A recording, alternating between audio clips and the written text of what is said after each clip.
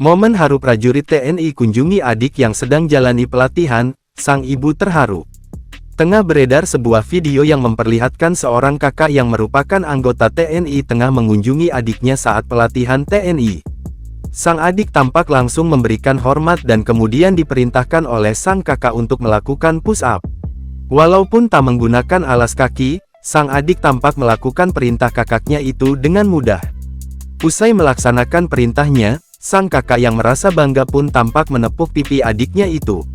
Mereka pun kemudian berpelukan dan melepaskan rindu setelah tak bertemu. Momen haru pertemuan kakak dan adik itu pun kini viral dan telah diunggah ulang oleh banyak akun di media sosial.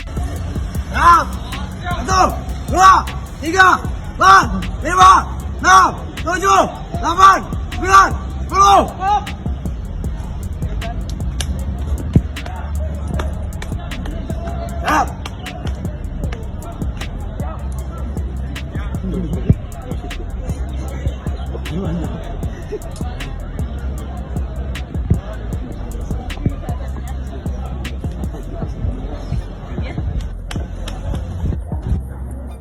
Diketahui bahwa video tersebut pertama kali diunggah dalam akun TikTok @fonisuryanindra, yang diduga merupakan ibu dari kakak beradik tersebut.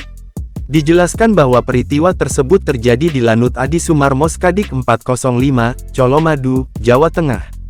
Sang ibu pun mengaku merasa terharu dan bangga melihat kedua anaknya bisa menjadi anggota TNI.